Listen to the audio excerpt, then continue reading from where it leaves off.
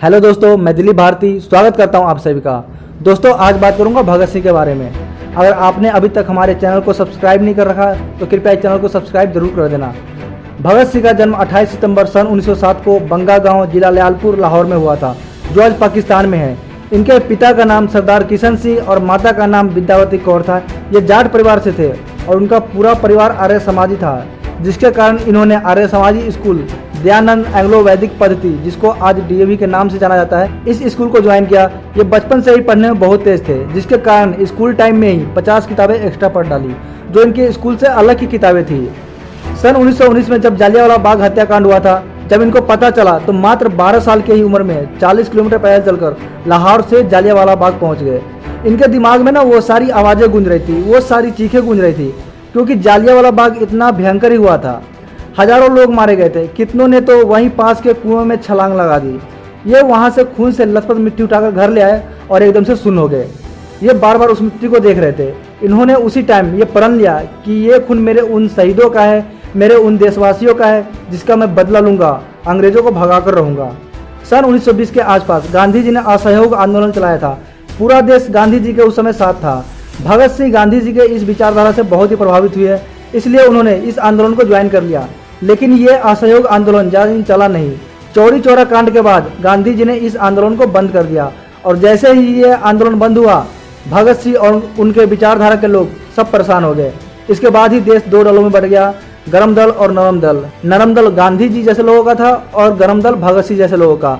उसी दिनों भगत सिंह ने लाला लाजपत राय कॉलेज ज्वाइन कर लिया और वहीं पर सारी तैयारी करने लगे। 1924 में ये लगभग 17 साल के थे। इनकी माँ ने बोला कि बेटा तू शादी कर ले। इन्होंने साफ साफ मना कर दिया और क्या बोले, माँ दुल्हन मेरी दुल्हन नहीं होगी, आज़ादी मेरी दुल्हन होगी। और ये कहकर रातों रात चिट्ठी लिखकर भाग गए और इसके बाद ही पंडित आज़ाद की टीम को ज्वाइन कर लिया। भगत सिंह ने एक पार्टी की स्थापना की थी जिसका नाम था नौजवान भारत सभा। पंडित आज़ाद की टीम को ज्वाइन करने के बाद पंडित आज़ाद की पार्टी हिंदुस्तान रिपब्लिक एसोसिएशन में अपनी पार्टी को मिला दिया और उसका एक नया नाम दिया, हिंदुस्तान सोशलिस्ट रिपब्लिक एसोसिएशन। उन दिनों इनके पास पैसे की भी कमी थी और हथियार की भी कमी थी। इन सब ने मिलकर एक प्लान बनाया अंग्रेजी खजाना लूटने का। भगत सिंह और उनके साथियों ने काकोरी में चलती हुई ट्रेन से अंग्रेजी खजाना को लूट लिया। इसी को काकोरी कांड भी बोलते हैं। अंग्रेजी खजाना लूटने के बाद ये सब पकड़े गए, जिसके कारण अशफाकुल्ला खान और राम प्रसाद बिस्मिल इन दोनों को फांसी हो गई। इन दोनों की फांसी से इनको बहुत आहट हुआ, लेकिन ये टूटे नहीं। अंग्रेजी हुकूमत के खिलाफ पर्चा लिखना शुरू कर दिए। पर्चा लेकर दशहरा ग्राउंड पहुंच गए और पर्चे बांटते हुए पकड़े भी गए। इनके साथियों ने बेल कराने के लिए कोर्ट गए। कोर्ट ने सीधा 60,000 फाइन कर दिया। ये आज के समय का 60,000 नहीं, उस समय का 60,000 था, जो उस समय के लिए एक बहुत बड़ी रकम थी। किसी भी तरह पैसों का इंतजाम करके उनका जमानत कराया गया। सन 1928 में जब ये 21 साल के थे, लाला लाजपत राय, जो कि नरम दल की तरफ से थे, ये भगत सिंह और उनके साथी को अपने साथ मिला लिया और बोले साइमन कमीशन के खिलाफ लाहौर में नारेबाजी करेंगे। उस नारेबाजी में पुलिस वालों के द्वारा इन पर इतना लाठीचार्ज हुआ कि लाला लाजपत राय को बहुत ही गहरा चोट लगा और अस्पताल में इलाज के दौरान इनकी मौत भी हो गई। भगत सिंह, जय गोपाल, राजगुरु, चंद्रशेखर आजाद, ये सब लाला लाजपत को विचारधारा में पसंद नहीं करते थे, लेकिन इनकी मौत का इन पर गहरा असर पड़ा।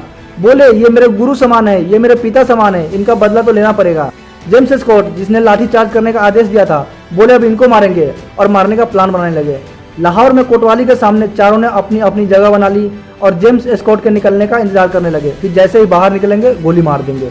लेकिन क्या हुआ, उस दिन जेम्स स्कॉट वहां आया ही नहीं। उसकी जगह डीएसपी सौंदर्स वहां से बाइक से निकला और जैसे ही निकला राजगुरु ने उस पर गोली चला दी। एक गोली मारी, इतने में भगत सिंह भागकर आए और 3-4 गोली उसके सर में मार दी। वो भागने लगे, पीछे से एक पुलिस वाला पीछा करने लगा जो कि हिंदुस्तानी था। चंद्रशेखर आजाद ने बोला कि तू भाग जा, हिंदुस्तानी है, हम तुझे मारना नहीं चाहते, लेकिन वो भागा नहीं। मजबूरन चंद्रशेखर आजाद ने उस पर गोली चला दी। अब इसके बाद पुलिस ने इन सबको पकड़ना चालू कर दिया, लेकिन ये रुके ही नहीं। पर्चे लिखकर दीवारों पर चिपकाना शुरू कर दिया। इस पर्चे में लिखा था कि हमने लाला लाजपत राय के मौत का बदला सौंदर्स की हत्या करके ले लिया। अब तो ब्रिटिश सरकार सोचने लगी कि ये तो हमारी बहुत बड़ी हार हुई है। ब्रिटिश सरकार ने यह ठान लिया कि अब इनको किसी भी हाल में पकड़ना है। पूरी लाहौर में छानबीन चालू कर दी। वहां से निकलने वाले हर नौजवान पर नजर रखना शुरू कर दिया, लेकिन ये पकड़ में नहीं आए। इन्होंने लाहौर से निकलने की योजना बनाई। तभी भगवती चरण वोरा की पत्नी दुर्गा भाभी के पास गए और भगत सिंह ने उनसे पत्नी का किरदार निभाने के लिए मना लिया। ये अपनी दाढ़ी मुझे कटवाई, अच्छे से सूट वूट पहना, राजगुरु को अपना नौकर बनाया और राजगुरु को लेकर स्टेशन निकल गए। ब्रिटिश पुलिस इनको पहचान ही नहीं पाए। ये लाहौर से कलकत्ता के लिए ट्रेन पकड़ी और कलकत्ता पहुंच गए। वहां पहुंचकर इनकी मुलाकात बटुकेश्वर दत्त से हुई। इन्होंने उनको अपने साथ मिला लिया और लो इंटेंसिटी का बम तैयार करने लगे। साथ में पर्चे भी लिखना शुरू कर दिया। बम और पर्चे लेकर बटुकेश्वर दत्त के साथ सेंट्रल असेंबली पहुंच गए। सेंट्रल असेंबली में खाली जगह देखी और बम फेंक दिया। लो इंटेंसिटी का बम था जिसके कारण किसी को कुछ नुकसान नहीं हुआ।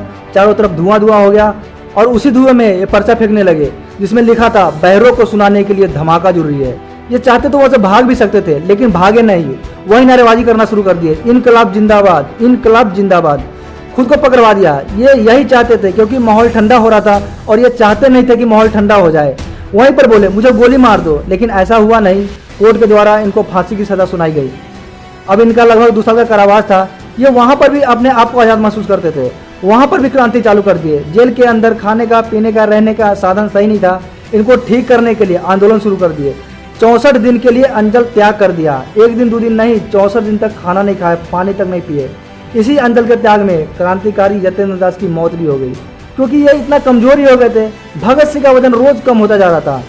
अंग्रेज घबरा गए थे लेकिन इनको डर लगता ही नहीं था। उसमें भी हमेशा हंसते रहते थे, मुस्कुराते रहते थे, नारा लगाते थे इनकलाब जिंदाबाद।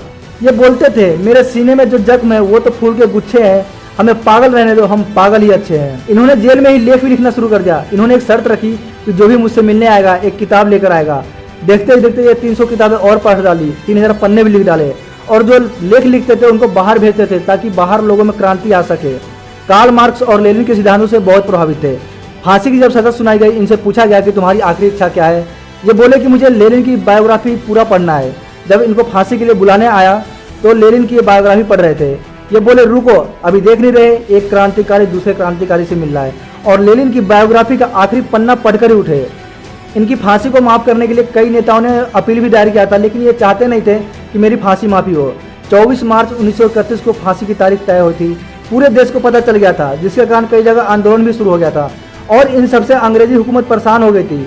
उनको लग रहा था कि कहीं बहुत बड़ा दंगा ना हो जाए, इसलिए 24 मार्च की सुबह के बजाय 23 मार्च की शाम को ही बुला लिया गया। ये ऐसे व्यक्ति थे, लोगों को फांसी के वक्त डर लगता है, इनको खुशी हो रही थी। ये गाना गा रहे थे, मेरा रंग दे बसंती चोला, मेरा रंग दे बसंती चोला। ये बिल्कुल भी डर नहीं रहे थे। इनके चेहरे पर उदासी ही नहीं थी। फांसी के समय इन्होंने बोला कि मेरे सर पे कपड़ा मत डालना और मेरा हाथ मत बांधना। उन्होंने बोला कि हाथ नहीं बांधेंगे लेकिन सर पर कपड़ा डालना पड़ेगा। ये दोनों भगत सिंह और बटुकेश्वर दत्त फांसी के फंदे को चूमकर खुद ही गले में लगा लिया।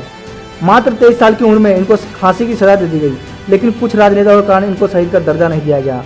आज भी ब्रिटिश कंट्री में इन्हें आतंकवादी बोला जाता है। वहाँ के कई बुक में भी आतंकवादी घोषित किया गया है। दोस्तों इस वीडियो को इतना फैला दो कि हर जगह पहुँच जाए और इनको शहीद का दर्जा मिल सके, क्योंकि हम आज आज़ाद है, इन सब की वजह से आज़ाद है, इन सब की शहादत की वजह से आज़ाद है। तो हमारा भी फर्ज बनता है कि हम कम से कम इनको शहीद का दर्जा दिला सके। दोस्तों अगली वीडियो आप किस पे चाहते हैं मुझे कमेंट करके बताइए। इस वीडियो को लाइक करके हमारा उत्साह जरूर बढ़ाइए और चैनल को सब्सक्राइब कर लीजिए क्योंकि इस चैनल पर बहुत ही पावरफुल वीडियो सब आने वाली है। इस वीडियो को अंत तक देखने के लिए आपका बहुत बहुत धन्यवाद। मिलते हैं फिर से एक अगले वीडियो में, तब तक के लिए जय हिंद।